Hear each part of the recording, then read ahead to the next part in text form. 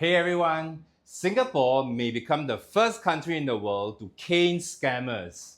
Today, we are diving into a bold and unprecedented move by the Singapore government, the potential introduction of caning as a punishment for severe scam offences. Scams have been running rampant, robbing victims of their hard-earned money and leaving devastating consequences in their wake. But what if the fear of physical punishment could deter would-be scammers? We'll be breaking down what Minister of State for Home Affairs, Sun Xueling, said in her recent speech, the rationale for introducing caning for scams, why this would be a world first, and why this is a fabulous and much-needed idea. Imagine waking up one day to find your life savings wiped out by a scam. The numbers are staggering. Scam victims in Singapore lost over $1.1 billion in 2024 alone, with scam cases rising by 11% to 51,501 reported incidents. And these aren't just small-time fraudsters.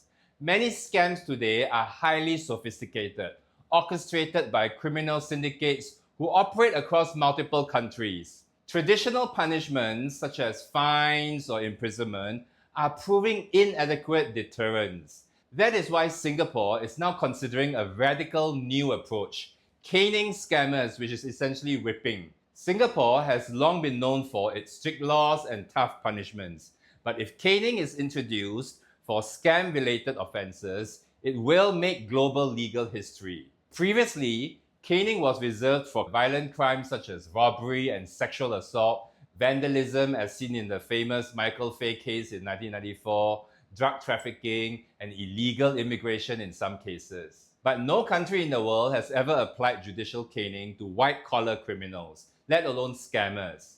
This is a huge deal because scam-related crimes, while financially devastating, have never been treated with the same severity as violent crimes. If this law is passed, Singapore will become the first country to equate serious scams with physical criminal acts. This isn't the first time Singapore has led the way in fighting scams. In a world-first policy, the Singapore government has also started holding banks and telcos responsible for scam losses. Banks must reimburse victims for money lost to scams in certain situations. Telcos must block scam messages and calls before they reach consumers.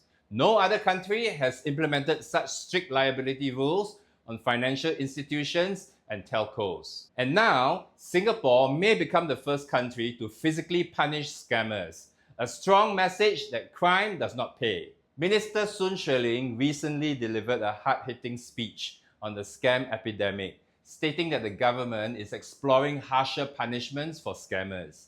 She emphasized that Singapore is taking scams as seriously as violent crimes. Over 8,000 money mules and scammers were investigated last year, and over 660 were charged. The government is considering caning as a punishment for severe scam offences, particularly for those who act as local accomplices to international scam syndicates. The message is clear. Scammers will face the full force of the law. Some people might think, isn't caning too extreme for a financial crime? But let's be real, scams destroy lives. Imprisonment and fines are not enough. Many scammers operate from overseas, so money mules and local accomplices take the fall. Jail time? Many scammers see it as an occupational hazard. Fines? Scammers already stole millions, they can't afford to pay. But caning? You can't pay your way out of physical punishment.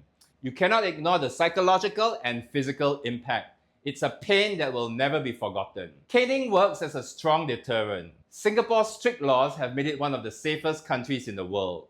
Would-be scammers will think twice before participating in scams if they know they might be caned.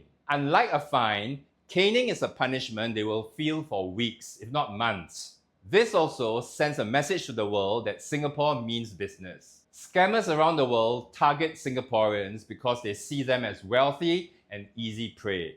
If this law is implemented, scammers will know that Singapore is not an easy target.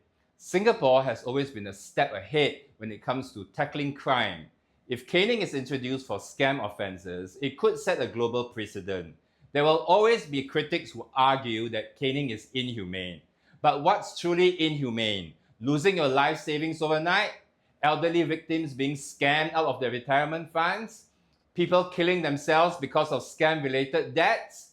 Scammers inflict real pain on their victims. Maybe it's time they feel the pain themselves. Should Singapore introduce caning for scam offences? Is this the right move or is it too extreme? Let us know in the comments below. If you found this video insightful, like, share, subscribe to stay updated on Singapore's legal landscape. Thank you for watching. Stay vigilant, stay informed, and don't get scammed.